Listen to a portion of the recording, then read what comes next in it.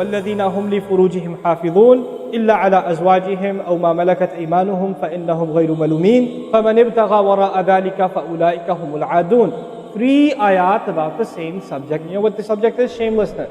People who guard their privates. We live in the ultimately shameless world today. The world in which streaming videos off of any website are available on your mobile device. The age in which the pornography industry is a multi-trillion-dollar industry. The point of which, the agenda of which is to make sure every one of you is a consumer of filth in one way or another.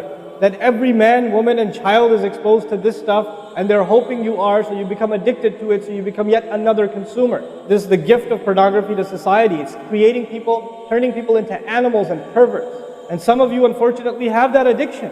And you're watching this stuff online, and you're watching it and saving it on your apps and your mobile devices. And you don't feel bad about it anymore. You've justified it to yourself. And you feel bad about it once in a while, but you go back to it.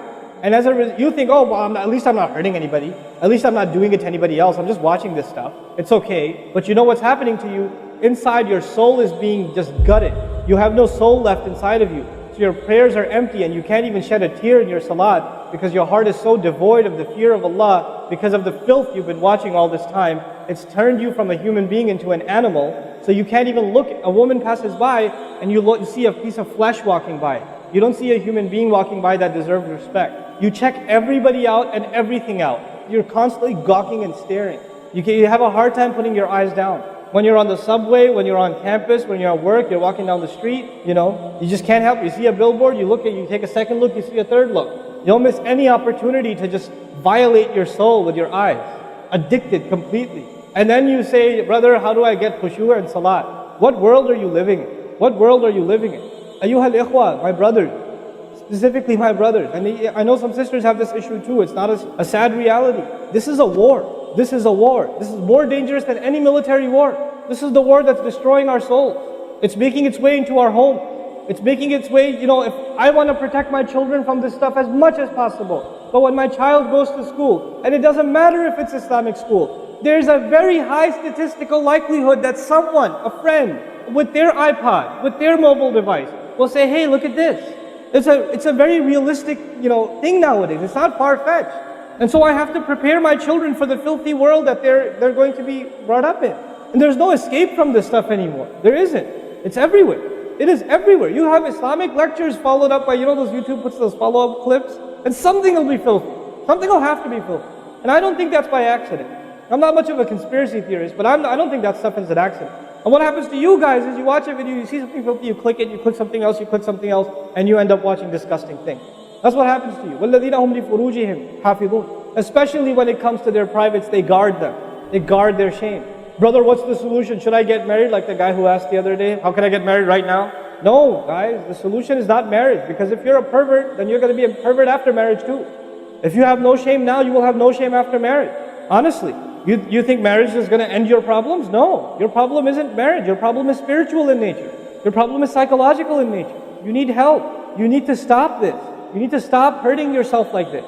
You will have nothing, there will be nothing left inside you. I just had an email from a teenager who's addicted to pornography, an anonymous email, 14, 15-year-old teenager. Says, I want to kill myself. I can't stop. I've been watching it since I was 11. My parents don't know. I read this stuff and I cry because he's not one. There's millions of Muslim kids like this. Millions of them. We have to help these people. We have to do whatever we can. And we don't have the trillions of dollars of advertising to counter that. We don't. And it's not realistic for me to say Facebook, YouTube, Twitter, Internet, it's all haram.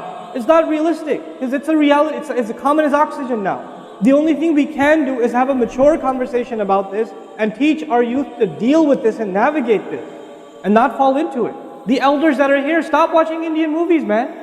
Why are you sitting in a lecture talking about salat and the importance of salat and you don't guard your shame? Mother and daughter and husband and wife and sister sitting together watching whatever? God, come on, stop. وَالَّذِينَ هُمْ لِفُرُوجِهِمْ حَافِظُونَ. They guard their privates. But guarding your privates doesn't mean you don't commit zina. It means everything that leads to the temptation.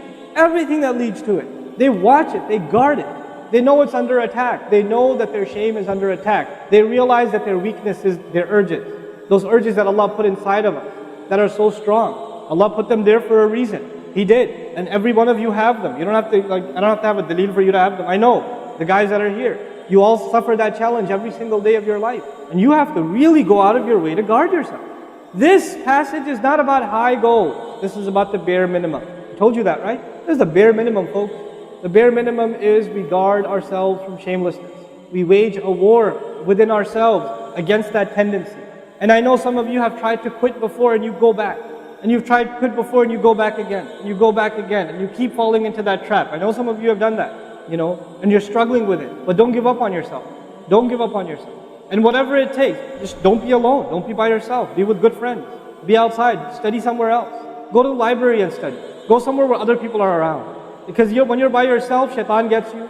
And if the fear of Allah isn't enough for you, at least the fear of other people will work for you. At least something's better than nothing. For those, I've said this in other talks before, for the parents here, if you have a computer in the house, please don't make it a laptop. Have a desktop in the house with a really big monitor. Get the biggest monitor you can find. Honest to God. And make sure your computer is in the kitchen or in the dining room. Don't put it in the living room. Don't put it in the kids' room. Don't put it in your bedroom. Put it in the dining room, facing the public. You want to do homework, do it over there. Though you can't move the monitor this way or that way. It's facing everybody. That's how you should have it. We have to take these precautions. Don't give your 11-year-old a smartphone. What were you thinking? That's not very smart. Don't give them a smartphone. Why am I seeing kids in Islamic school, 5th graders, with iPhone? With 4G, you know how dangerous that stuff is? وَالَّذِينَ هُمْ لِفُرُوجِهِمْ حَافِظُونَ إِلَّا عَلَىٰ أَزْوَاجِهِمْ except upon their spouses, أَوْ مَا مَلَكَتْ أَيْمَانُهُمْ فَإِنَّهُمْ غَيْرُ مَلُومِينَ or what their right hands possess, then they're not to be blamed. Allah says we have these urges and we can execute those urges, we can release those urges, but to the halal spouse, to the spouse, our spouses.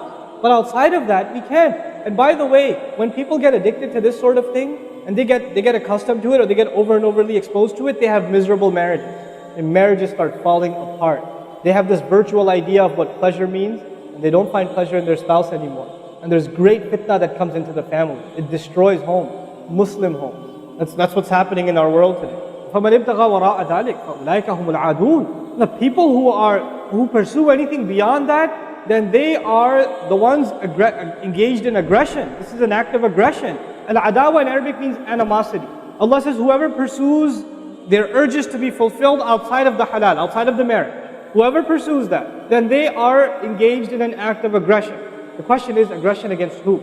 Because when you say enemy, then you have to say enemy of who? If they've become an enemy, who have you become an enemy to? Allah didn't mention a maf'ul bihi, no jar majroor, nothing related to it. You know what that means? They are an enemy to themselves, their family. They become an enemy even to Allah's teaching. These are the kinds of people. The most important asset you and I have is our hearts. And this shamelessness destroys the heart.